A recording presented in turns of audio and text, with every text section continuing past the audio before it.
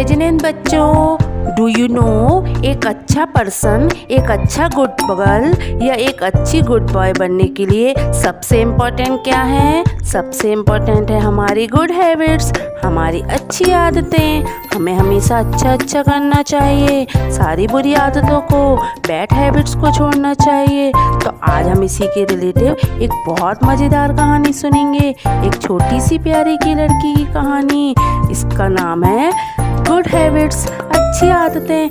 तो उस लड़की ने देखा कि उसके विलेज के लोग कहीं जा रहे हैं, बहुत खुशी से कहीं जा रहे हैं।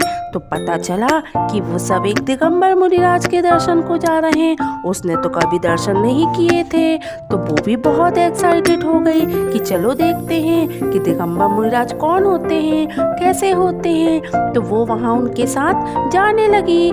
जब वो वहाँ गई तो उसने देखा कि वो मुनिराज 5 पाप के बारे में बता रहे थे। उसे पता ही नहीं था कि पाप क्या होता है। तो महाराज ने बताया कि 5 बैड हैबिट्स होती हैं या 5 पाप होते हैं जिन्हें हमें बिल्कुल नहीं करना चाहिए, क्योंकि अगर हम इन पापों को करते हैं तो बहुत बैड कर्म हमारे अकाउंट में आ जाते हैं और हमें पनिशमेंट मिलती है। तो महाराज बता रहे थे कि उन पापों के नाम हैं हिंसा, झूठ, चोरी, कुसील, परिग्रह। क्या हिंसा मतलब किसी को मारना या हर्ट करना। झूठ मतलब सच नहीं बोलना, ट्रुथ नहीं बोलना, रियल फैक्ट को डाइट करना। चोरी मतलब चुपके से बिना पूछे किसी की कोई चीज उठा लेना। कुसील का मतलब किसी के लिए मन में बैड फीलिंग रखना। और परिग्रह का मतलब होता है ग्रीडी होकर बहुत सारी चीजें इकट्ठी करते रहना और बोलना मुझे और चाहिए और चाहिए। तो महाराज ने बताया कि इन 5 पापों को, हैबिट को त्याग कर देना चाहिए और हमें नियम लेना चाहिए, प्रॉमिस लेना चाहिए। अब ये बातें सुनकर उस लड़की को लगा कि महाराज तो बहुत अच्छी बातें बता रहे हैं, मुझे भी अच्छा प्रॉमिस करना है। तो चलो आज से मैं भी नियम लेती हूँ कि मैं बिल्कुल भी इन पापों को नहीं करूँगी। और वो घर आई बहुत एक्साइटेड होकर। उसने अपने पापा से बताया कि मैंने आज 5 पापों को ना करने का नियम लिया है। तो पिताजी नियम की बात सुनकर बहुत गुस्सा हो गए और बोले, तुमने ऐसे व्रत क्यों लिए? तुम तो बहुत छोटी हो, you should it have taken this वाव।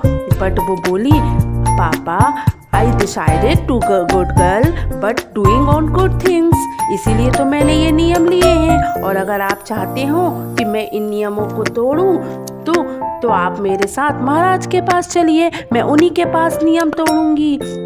तो उन्हीं के पास नियम लिया था। तो उनके पिताजी उसे लेकर चल पड़े।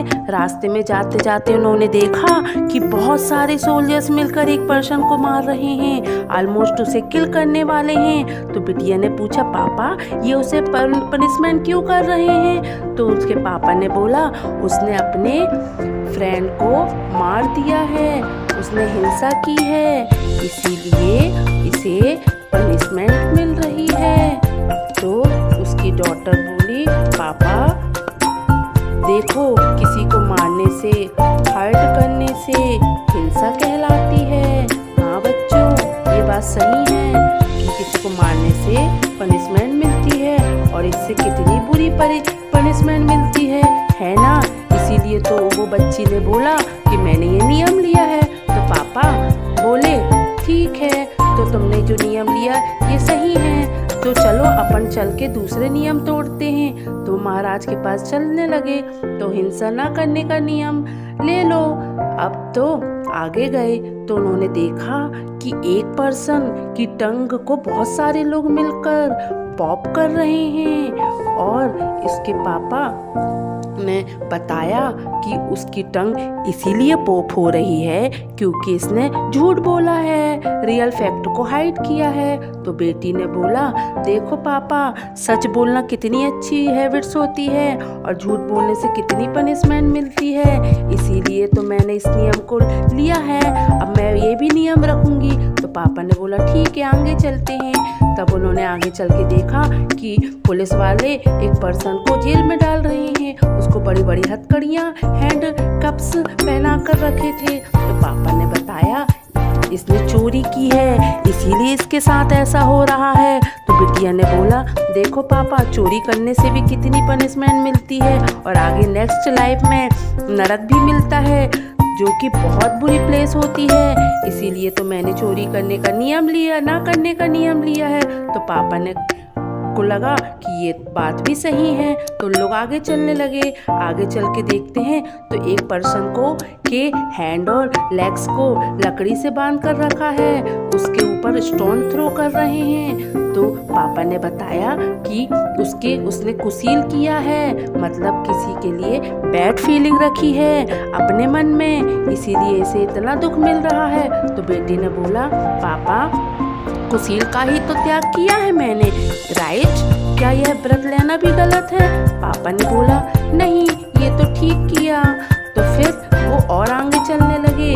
आगे देखते हैं कि एक बहुत बीमार, बहुत सिक पर्सन को मेडिकल वाले लोग, डॉक्टर लोग एम्बुलेंस से हॉस्पिटल ले जा रहे हैं। तो पापा ने बोला कि ये पर्सन तो बहुत ग्रीडी है, इसने ग्रीडी होकर बहुत परिग्रह इकट्ठा कर लिया है, बहुत सारी कार, बिल्डिंग्स और बहुत सारी मनी अपने पास जोड़ रखी है, और अब इसकी सेफ्टी के लिए, इसके रखरखाव के लिए ये हमेशा बहुत परेशान रहता है, और इसको ये लगता है कि कोई उसे चुरा न ले, इसीलिए उसकी केयर के कारण इसकी तबीयत बहुत खराब हो जाती है, ये टेंशन में रहता है, इसके कारण ये सिक हो गया।